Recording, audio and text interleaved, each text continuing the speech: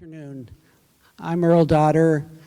I'm glad to be here at Drexel Cliff Gallery, and thank you for coming for this talk. Almost 50 years ago, I picked up the camera as an art student at the School of Visual Arts in New York City.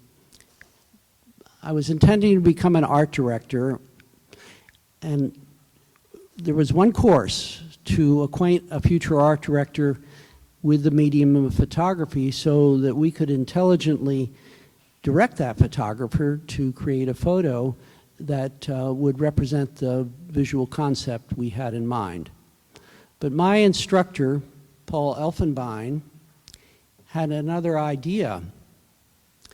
It was 1968, and in short order, Martin Luther King was killed, Bobby Kennedy was shot, and the Farmington mine disaster occurred, killing 78 miners at the end of the year. For me, the opportunity to take photographs that had a socially useful purpose was important. And that was encouraged by my instructor. He gave us one-word assignments. I can remember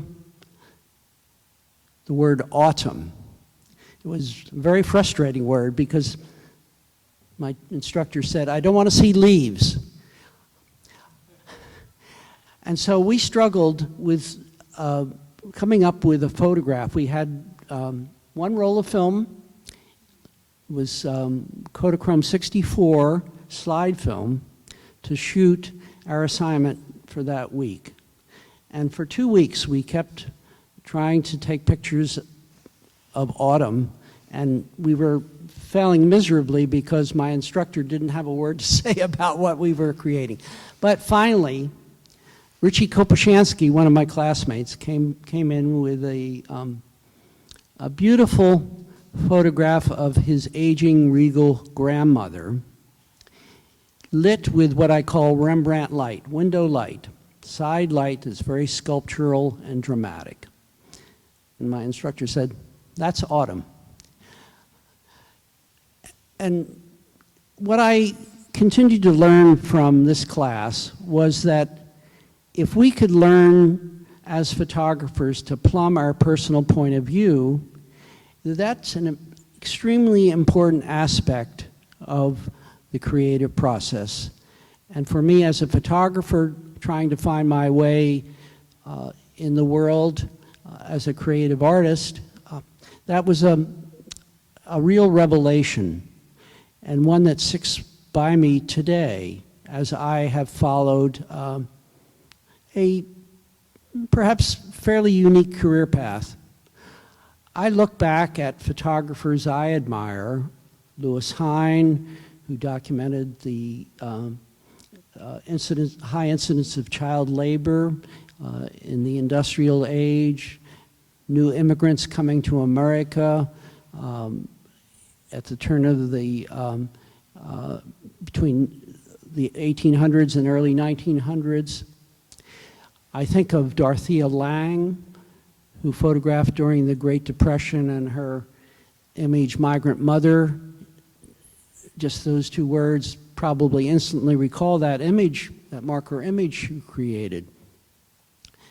And so I've had folks in my own past that have been powerful influences in addition to this one photography class. So when I finished art school, I enrolled as a VISTA volunteer in the War on Poverty, and was sent to the Cumberland Plateau of Tennessee and began to rub shoulders with coal miners. And then coal mining was the most dangerous occupation in America. A coal miner was killed every other working day. And that large explosion that occurred at the end of 1968 was but one example of a huge toll of miners dying from industrial accidents as well as black lung disease then.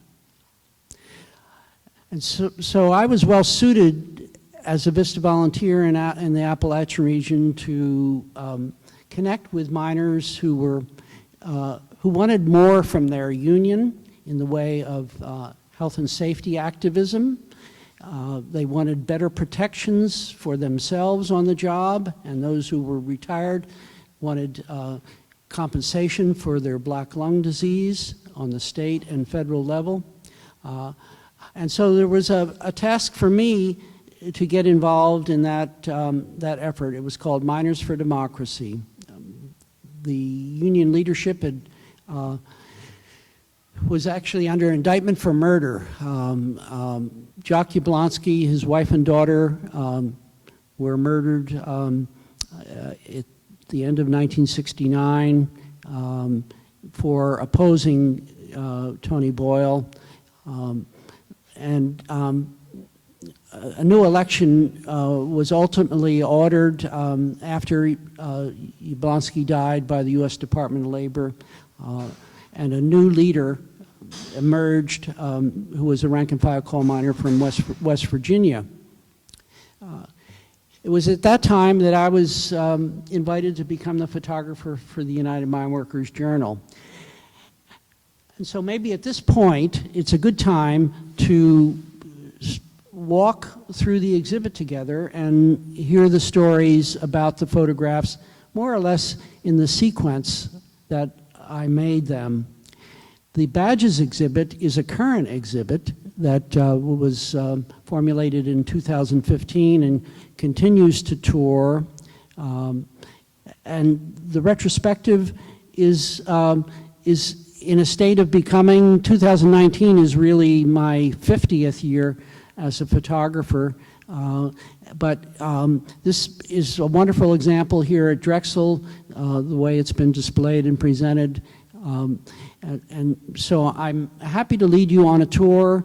We have about an hour more, and we can talk about the pictures. And if you have questions along the way, I'll be happy to answer them. Okay, so let's go to the hallway.